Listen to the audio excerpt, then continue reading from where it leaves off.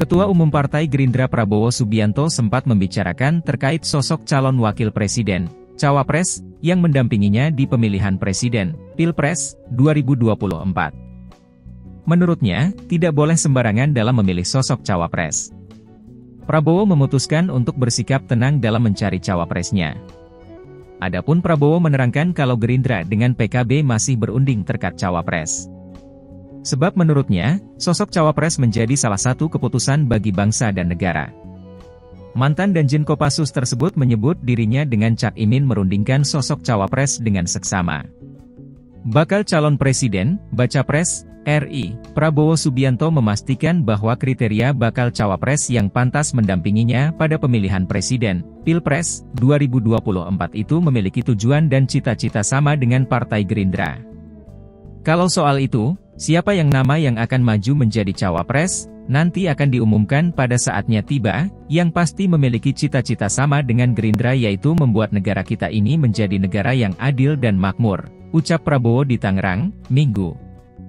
Menurut dia, selain memiliki cita-cita yang sama dengan Partai Gerindra, sosok yang cocok mendampinginya itu harus mampu mendedikasikan dirinya untuk rakyat Indonesia.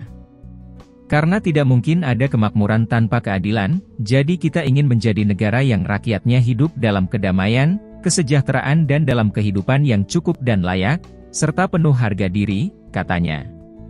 Sejauh ini, kata Prabowo, pihaknya tengah mempersiapkan sosok yang bakal mendampinginya dalam perhelatan pemilihan presiden, Pilpres, 2024. Kendati, Partai Gerindra pun tinggal menunggu waktu untuk mengumumkan sosok yang akan mendampinginya. Saya minta agar para kader Partai Gerindra tidak terlena dengan hasil survei menjelang pesta demokrasi pemilu 2024, ujarnya. Ia menilai, survei tersebut hanya menjadi parameter pembantu dan bukan sebagai patokan utama pihaknya dalam meraih suara rakyat. Jadi survei-survei itu hanya sebagai guide, sebagai parameter yang membantu, tapi tidak semata-mata hanya itu saja, sambungnya. Sebelumnya, Partai Gerindra menggelar kegiatan konsolidasi akbar di 4 titik Jabodetabek yang dilaksanakan serentak.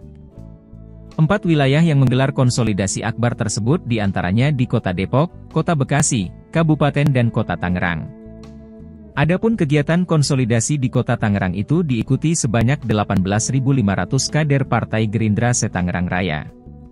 Konsolidasi yang dilaksanakan oleh Gerindra tersebut merupakan sarana untuk memperkuat persatuan dan kesatuan masyarakat. Pasalnya, partai politik yang dipimpin Prabowo itu mendukung penuh sistem demokrasi yang menjaga keutuhan dan kerukunan umat beragama.